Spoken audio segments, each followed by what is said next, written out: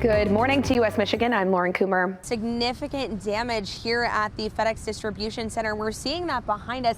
It is a large facility, but a majority of the middle portion of it has been destroyed. To recap, if you are just tuning in with us now, a man is believed to be inside a home with a firearm. This is what most of the trees here in Kalamazoo look like. There's about an inch of ice accumulation surrounding the area, which is causing a lot of those trees to come down. We have been grilling out here all morning. We're taking a little break because we had too many dogs that were ready. we were cooking too much at once. Yeah. Attorney Keith Davidson was back on the stand. He represented both Stormy Daniels and Karen McDougal. We're taking a look at the damage this morning here in Pavilion Township, just east of Portage, and this damage is expansive throughout this area. Take a look at some of this behind me. This right here is steps from one of the homes. Police now say they have a suspect in custody after ordering a shelter in place. Decided that I would try out for the U.S. women's national team just in case they needed another player. So we're going to try and get the ball into the net here. We'll see if I can do better than I did the last hour. Ready? Lauren. Here we go. Gary, knowing we're going to be one of the harder hit areas here in Kent County, how has your team been preparing to tackle those roads so that drivers can head out this morning safely? Here are some of the guidelines that you should keep in mind to know when it's safe. If the ice is 2 inches or less, you should stay off. It's like a little treat as she's coming home from school. She knows if I give the man a hug, he will give me pretzels.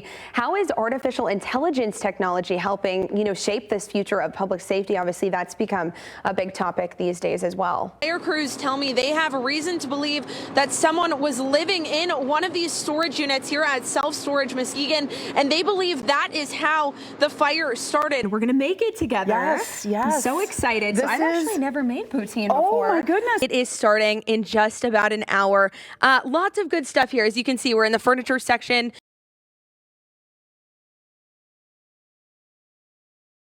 The CDC says in 91% of cases, someone known and trusted by the child or child's family caused the abuse. That's what happened to one West Michigan woman abused by her father and other men over a 12-year span. We do want to warn you, some of the details could be triggering. My grooming started at 3 by my dad.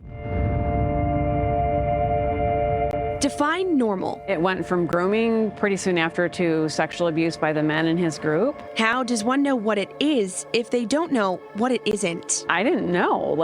I thought it was normal. Childhood sexual abuse was Vicksburg native Rita O'Brien's normal from ages 3 to 15. She says it eventually led to trafficking. He would have me go to parks and he'd want me to play with little kids, and then he'd go talk to the parents like he was recruiting. The abuse caused her to have anxiety, ADHD, an eating disorder, and self-harming behaviors, not realizing until several decades later what had happened to her. It was kind of a tough time. The Kent County Sheriff's Office says more awareness leads to an increase of reports.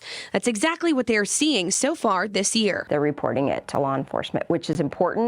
And that's how we're able to kind of move through and start to resolve some of these cases. In the first quarter of this year, the Kent County Sheriff's Human Trafficking Task Force has identified 24 victims or potential victims. 54% of those cases have been identified as juveniles. Those cases have increased almost 20% over the last several years. Not all of the cases are local. The sheriff says many cross jurisdictional lines, in part using technology. Often that's the first contact with a child is something electronically. That's where parents being vigilant is crucial. As I talk to parents and what do we do about this and how do we keep our kids safe, that technology piece is the part they often feel less confident about. But I can't emphasize enough the gravity of making sure that you're paying attention. The Sheriff's Office is at it 24/7, 365 through their Human Trafficking Task Force, a federal task force, and their Child Anti-Exploitation Program, or CAP. They've been able to identify and prosecute cases, especially on the dark web, a private communication structure that parallels the web we use every day.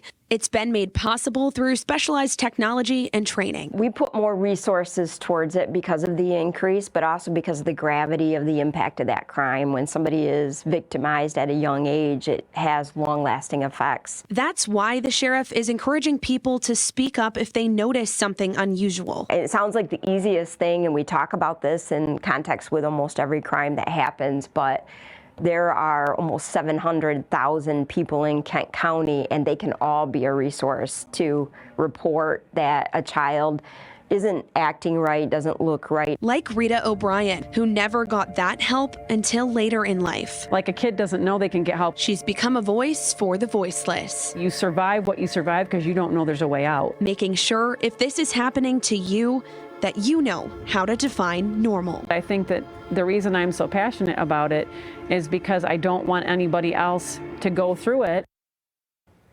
Rita has also been an advocate for nearly a decade now, working with several area organizations combating human trafficking and child exploitation. She's currently working to take her test to become a fully licensed social worker to help other victims.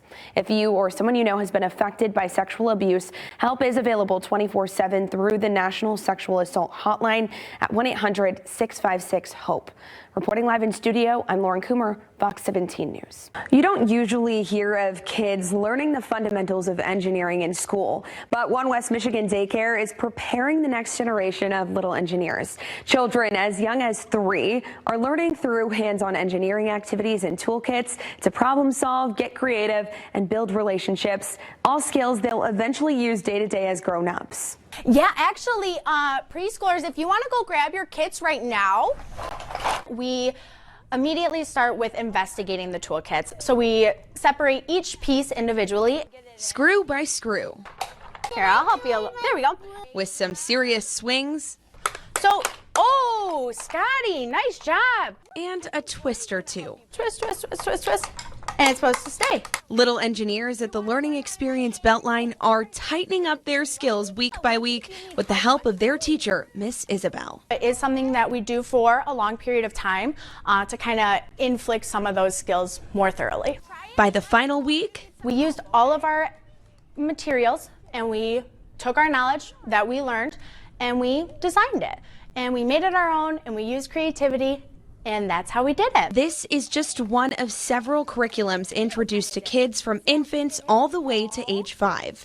Each program tailored to the specific age groups. It helps teach children different types of skills between, the natural curiosity as well as involving science and math subjects, problem-solving skills, as well as social and emotional development. The STEM-based learning allows kids to learn independently and also as a group.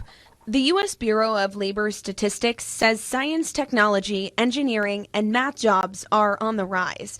By 2032, there will be nearly 11% more jobs in STEM fields than 10 years before. Kennedy Savageau, the assistant director of the center, says the programs enhance the way kids think, introducing them to types of jobs they could have as adults. They focus on it for about 30-ish minutes a day. It fits into their daily routine, into kind of their small group and large group spots. These experiences aiming to let kids learn through exploring. Oh, we're missing a wrench here. And doing. And we're going to screw it on the inside. So that they'll be better positioned as adults to have the tools they need to get the jobs they want. It was something that just kind of felt different than other centers, kind of something that was different with our curriculum. Thank you, everyone.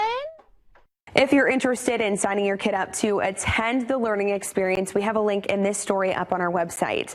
The curriculum focuses on the 6 ages and stages of early childhood development, including infants, toddlers, twaddlers, preppers, preschoolers, and kindergartners. Their next section is focusing on sports.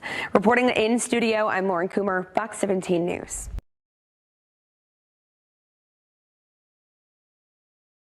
We're just south here of downtown Kalamazoo, and we're seeing a lot of downed trees, downed power lines as well, and that's probably what's causing all of the power outages throughout the area. Take a look here behind me. We have this tree branch blocking most of this roadway, the entire roadway here. They had to put up caution tape to prevent people from driving through, but as you can see, when that tree branch came down, it actually crushed that garbage can, so that's a visual for you this morning. But if you're looking close at at the tree here, you can see that the branches are thickly covered with ice, and we're seeing a lot of that throughout Kalamazoo. A lot of the trees are covered with heavy ice accumulation. And then in addition to that, we have the downed lines, which came down when that tree fell as well, and that's covering most of this area. It comes right across here, down from this pole across. So we're seeing a lot of that. If you are headed out this morning, make sure you're staying alert. We've seen actually a car come up, almost hit this caution tape, probably because they weren't paying attention this morning. So it's important that you are staying alert. Some of the areas aren't blocked like this, and they're just partially blocking the roadway, so that could impact your drive to work or wherever you're headed this morning. So it's important to make sure you're staying alert. Make sure you leave with extra time this morning. The roads down here in Kalamazoo really aren't that bad. We're not seeing those slick roads like we were seeing up in Grand Rapids on our way down here, but still a reminder for all drivers this morning, just be careful, take it slow, and be alert. For now, we'll send it back to you guys in the studio. Lauren Kummer, Fox 17 News.